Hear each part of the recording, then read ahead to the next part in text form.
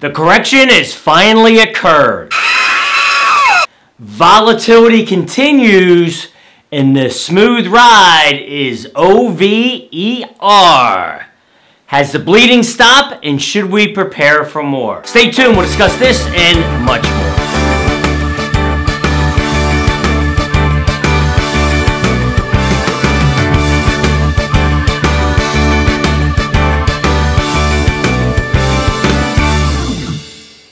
Hello, this is Michael Loftus, and welcome to Wealth and Wisdom TV.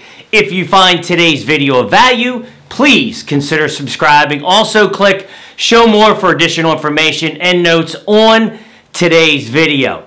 First up, question from a viewer. Wow, that was quick. What happened and how do we prepare for the future? Well, first off, you are correct. That was very fast. In fact, from an all-time high to a correction, that's the fastest in 90 years. So yes, it was very abrupt. Now, to answer that question, I'm going to go through some charts, and at the end, I'm going to discuss what keeps me up at night and give you some more details on how to prepare going forward. So first up, the numbers. Yes, they were ugly. Week ending 2-9 across the board. Negatives year to date. NASDAQ was the last one holding on, finally did go negative, and unfortunately, mids and smalls have really gotten hit so far year to date. Now, let's go to the big charts.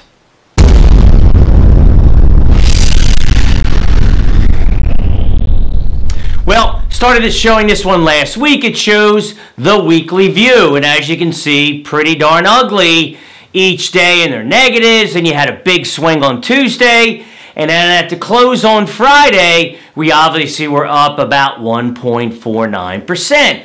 But from a technical standpoint, I see something there that still tells me we're not over with this volatility.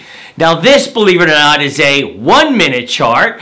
This is what I had up on Friday to really see the activity and the volume, but at the end, you see some selling pressure, and at the bottom there, we look at volume, you had a lot of selling pressure. So, it is thought that dumb money buys at the open, smart money buys at the close, which then will drive us into the close. That did not happen. This morning, of course, futures are up, but Friday matters most. So let's go to the daily chart and look at any structural changes. So first, we could talk about good and a lot of bad. So the good, at the top is RSI. I'll have Michelle zoom in there. Relative strength. If you're above 70, you're overbought. Below 50, you're starting to see some deterioration, but 30 is a critical support. Now, we held there twice in the last week, so that is a good sign. The rest, not so good. Momentum at the bottom, you see the negative crossover, and you continue to point downwards. But the big thing that happened last week, a lot of people talk about this being a technical sell-off. Well, first we had the breakthrough of the 50-day moving average. Michelle will put a line there. But then you see that black line. That's our lower support line from our last meaningful correction of 2015 and 16. We broke that. That was not a good sign. And when we broke that, we went down, and on Friday, tested the 200-day moving average. At that point, the algorithms kick in and all the buying starts. So from that standpoint, that was a good sign. So what next? I think a few things are going to happen here. One, we go sideways, pretty simple. Two, we're going to test that 200-day, which I think is reasonable. And then do we hold it again or do we break through? The other option is we continue to go up.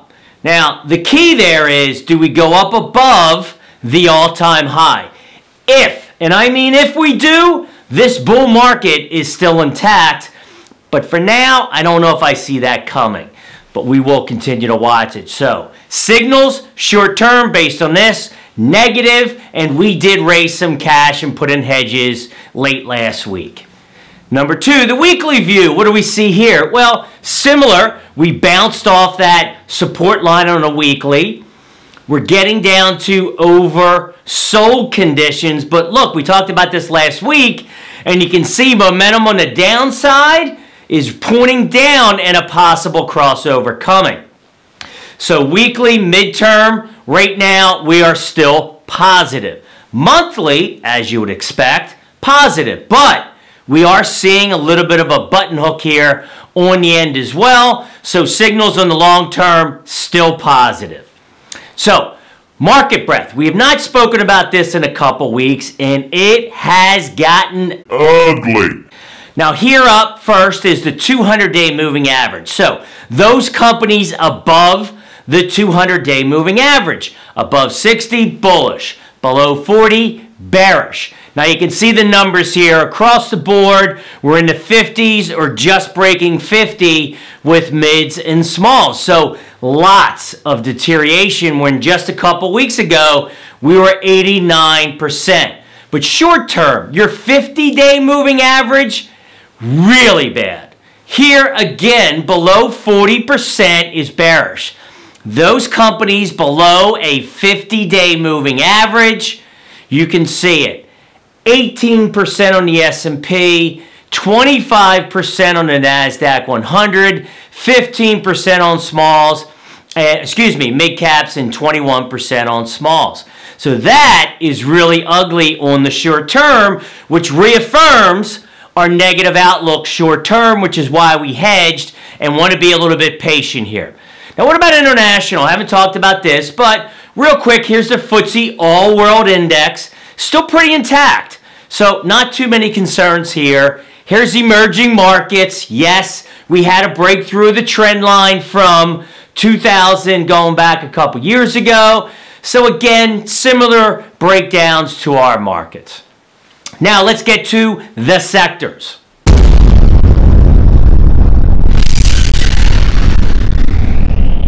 So across the board, again, deterioration, negative, the big losers. Retail, nobody's spending money, no surprise. REITs actually held up a little bit last week, as did utility. So normally I talk about what's on my radar. Nothing.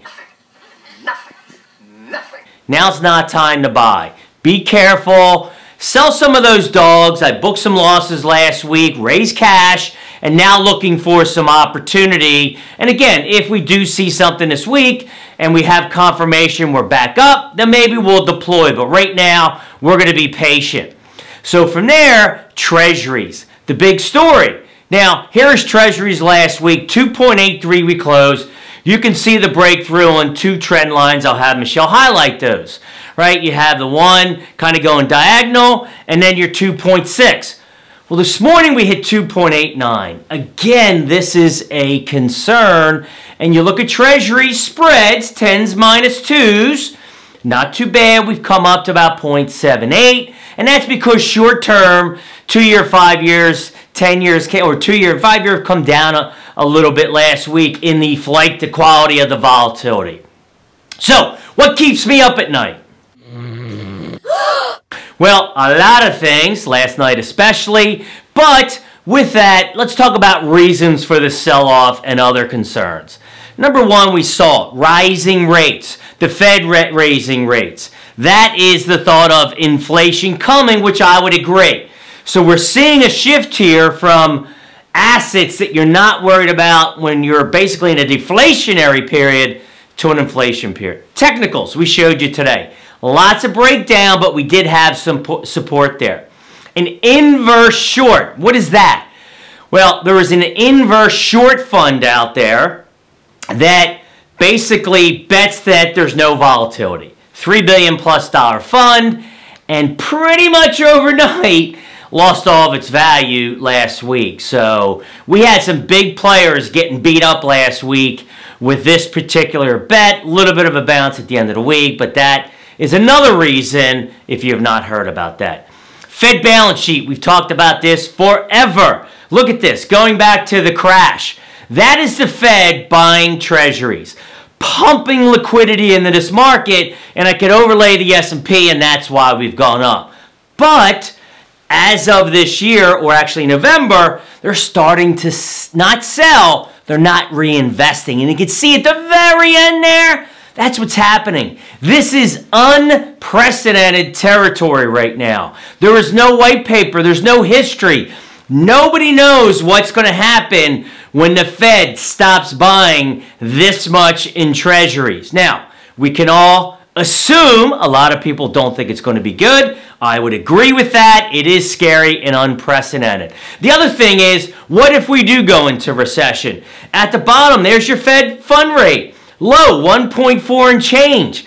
In every other recession, we've had high interest rate. That gives the Fed opportunity and ammunition to fight. Not here. That is a concern. Last week, we had a lot of margin calls. I've showed this. Margins are at the highest in history. Margin calls came in. Then we had deleveraging. We talked about this a second ago. Risk on to risk off trades. And that was a lot of what was happening last week. And the last one is, which has not happened yet. At the end of the year, we had huge flows into the market. January, best month in history, the individual investor getting in, the fear of missing out, FOMO. What if they decide to get out? They can't handle this volatility. I mean, we've had 200 billion come in 2 months alone. So that's the last thing that really concerns me at this time. Wrapping things up, fear and greed. As expected, lots of fear. A week ago, 40, we got to an 8, closed the week on a 10. This is why right now, short-term signals, negative. Mid-term, long-term, still positive. And yes, I know some people hate this term, but this is, in fact, a good time to stay nimble, make sure you're aware of where your assets are, buying, selling, etc. Thank you so much for watching. This is Michael Loftus for Wealth and Wisdom TV.